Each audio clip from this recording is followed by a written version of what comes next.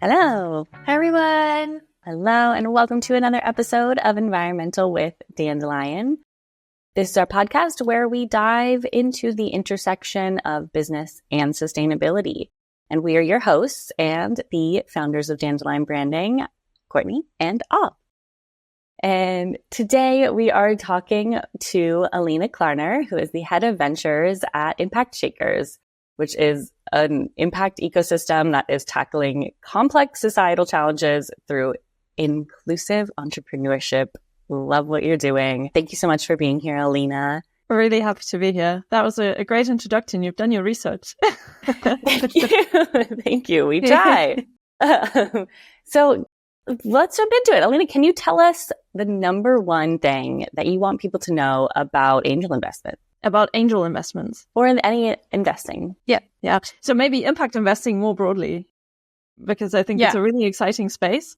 Number one thing to know is that I think it's the future. It's the sort of the way that we should be building our economy. It's the way that we should be building businesses. And it's also the way that we invest and we work in terms of building the impact economy. And we're doing this through investing in diverse entrepreneurs, building and scaling impact businesses. Can be environmental, can be social, can be both. And there are lots of things that need to change in how we run our economy, how we build businesses. And so we sort of tackle three main things, which is who gets to build businesses, what we build them for, and how they get built. Cool. Can you tell us a little bit more about how that works, I suppose, with Impact Shakers? Definitely. So maybe a step back in terms of giving you a bit of background on what Impact Shakers does. So we originally started out doing programs, accelerators, fundraising support, angel investing programs, and very quickly realized that in order to drive significant change, the advice and the programs and the mentoring are great, but you also need capital. So since 2022, we also invest, and we currently have two investment vehicles. One is our microfund. That's our community investment vehicle that steps in as a friends and family for entrepreneurs at the earliest stages. And then since April this year, we also have a 20 million venture fund that invests at the pre-seed and seed stage across Europe. And basically, we believe that if we want to tackle problems like climate change or social injustice, we need to tap into all of humanity's problem-solving potential. And that's why we always work with and invest in founding teams that are diverse in terms of gender, people of color, people with migration background, a disability, LGBTQ+, and very often at the intersection of these. And the areas we work on are climate tech, inclusion tech, and impact infrastructure. And so going back to what it means to us to build the impact economy across these three sort of questions: who gets to build businesses, what they build them for, and how they build them. So who gets to build businesses goes back to the diversity point, because only if we invest in a truly diverse group of entrepreneurs can we create this virtuous cycle of inclusion, social innovation, social equality. And we basically get people that have incredible lived experience of the problems they're solving, who have an incredibly strong why for building their businesses. And they tackle problems from a unique perspective, thanks to the why and the experience. It sort of, like I said, it creates this virtuous cycle where they hire more diverse teams, they have more inclusive business practices, and in the best case, they generate wealth for underserved communities as well. Then we have the what we build businesses for. And there, I truly believe we do not need more fast fashion or more sort of things to buy and use once. So the challenges that we're facing as humanity are basically, they're complex, they're interlinked. So we need solutions from a diverse set of problem solvers that can be the force for change, because entrepreneurs, they are resilient, they are fast, they are nimble, they can act decisively. And so I think they make brilliant impact leaders. And finally, on how we build businesses and how we need to change that, I think there is a way to move away from this winner-takes-all linear approach that really hasn't served us well, either as a people or planet. And so we need more authentic leaders who are able to be vulnerable, who care about the impact they create, and who are also willing to collaborate and build for thriving people on a thriving planet. Wow, that was a lot. Yeah. It's important for folks to know what you're doing. And I think you're doing something really unique. And one of the most unique things I saw when I was looking through Impact Shakers website is that you have a button where people can just go push the button and then just introduce themselves to you. It's not like, send me your crazy big slide deck, or it doesn't feel gated. It feels really inclusive. So I think that you're doing a really good job meeting the standard that you're setting for yourself. Thank you. And this is one of the big things that we hear over and over again in the investment industry as well, right? There are no diverse founders. There is no pipeline. There aren't any good social impact businesses, whatever it may be. But it really comes down to how you build your pipeline. And it's not... Yeah. And the access, right? Yeah, it's not the pipeline of businesses that are broken. It's how people build their pipelines that doesn't work. I want to think about that. It's not how people build their businesses that are broken.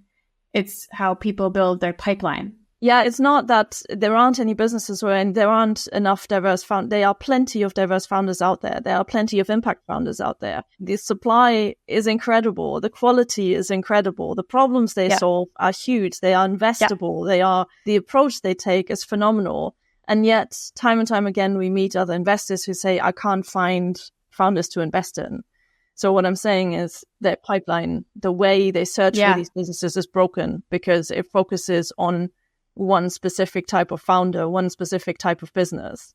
And so they won't find all these incredible founders because the way they search for them it doesn't work. Yeah. Not to mention that a brand that doesn't have funding often doesn't have the ability to put their content online or make themselves searchable or findable. So then that becomes challenging. So I think that by allowing people to introduce themselves to you, it also frees up a little bit of stress because that's really stressful. We work with pre-seed businesses a lot. And that's one of the biggest things that we see is really a lot of stress that goes into contacting and talking with an investor. So Yeah. And I think what you often get told that it's a numbers game, right? So you have all of these founders that basically reach out to thousands of investors and then in the end are incredibly frustrated because a lot of them don't reply. A lot of them are no's. When really, I think there is a lot more to be said for doing your research and then reaching out in ways that are actually authentic to you, to the business you're trying to build and help you find aligned investors. And to your point around access, I think especially when we're talking about diverse or overlooked sort of demographics of entrepreneurs, access to network is one of the big obstacles, right? To accessing funding, accessing customers. And so this is indeed something that we really focus on, sort of trying to find ways to create access. It's the button, it's the competitions that we do, it's the startups that we highlight on LinkedIn regularly. So it's all of these things. It's the partnerships that we have. We have over 500 partner organizations across Europe that share deal flow, that introduce us to people. So it's really activating all of these different ways to reach out to make us more accessible and us easier to find and talk to as well. I really appreciate that. Just generally appreciate it. Thank you. It is time to ask our favorite question on this show. But before we do that, I want to remind our audience out there to like and subscribe to our channel so you don't miss any inspiring sustainability talk that we have. We are here for you the first and third Wednesdays of every month. So thanks.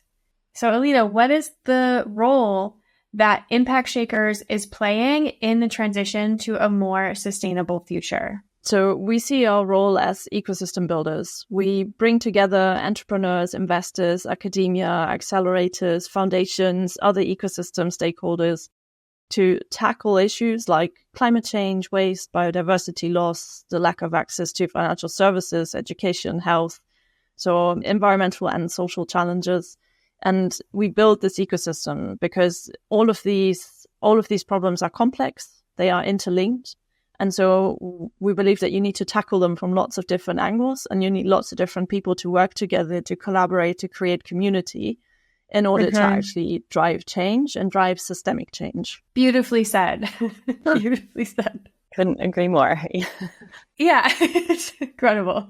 So I guess what is the difference between what you're doing and what you see other investors doing? There's a really big difference there, right? Which is one of the reasons why we really wanted to talk to you, because as you're saying, you're talking to other investors and you're hearing them say, we can't find the impact businesses that we're looking for. So what do you think you're doing differently, and what do you think can make a difference for other impact investors that are trying to do the same thing? I think it goes back to the 3 points that I talked about earlier. It's the people we look for. We look specifically for diverse entrepreneurs because we think they have beaten the odds in life, so they will beat the odds in business as well. We look for businesses that truly look to make an impact and change systems. So we say solutions rather than sticking plasters. And this is the sort of, I think in the impact space, you get a lot of people that say that fundamentally, let's say, are still building a fast fashion startup, but for every t-shirt you buy, they plant a tree. And so they call it an impact business.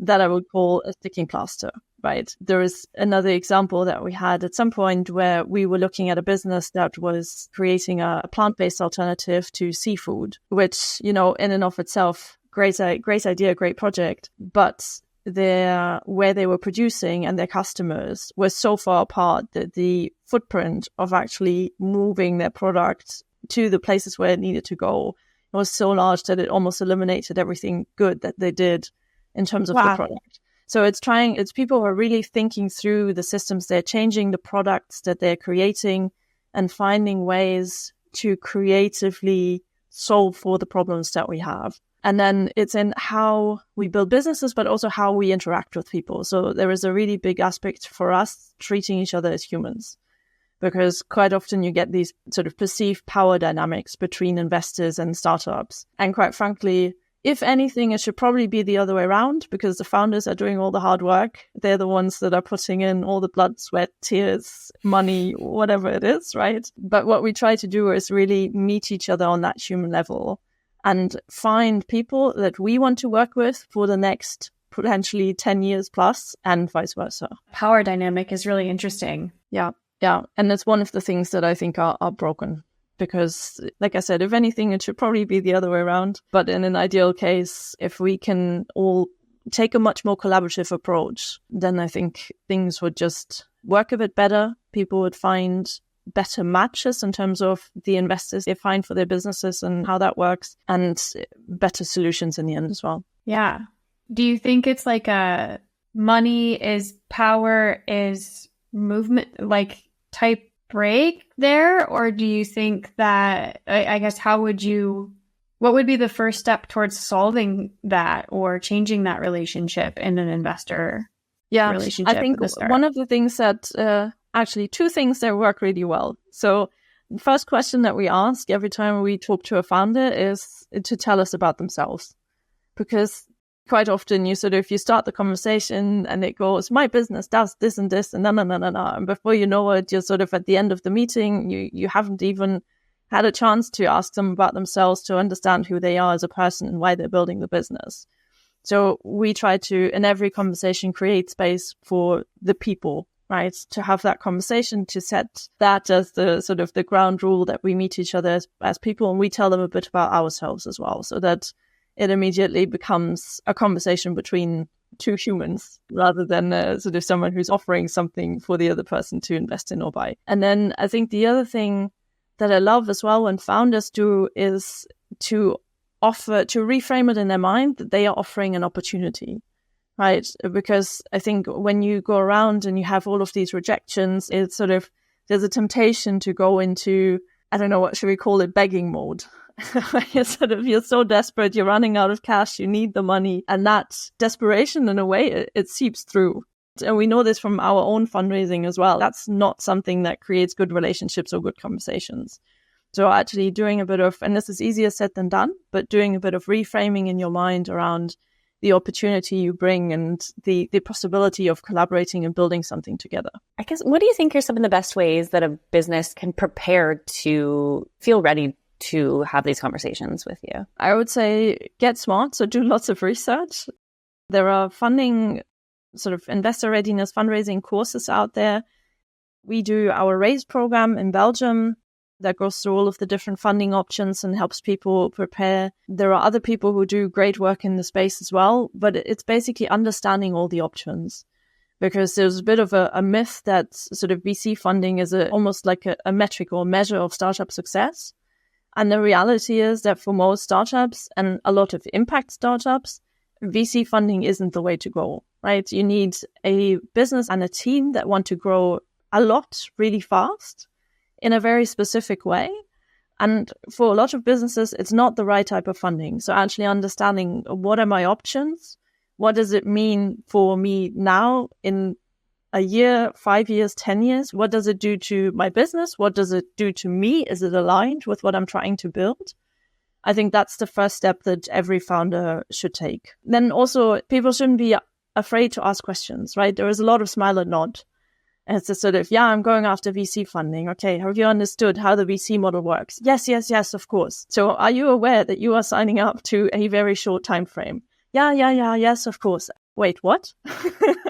So I think there is just way too much of that smile and nod because you want to seem like the smartest person in the room, and there aren't enough conversations about actually understanding what does it mean?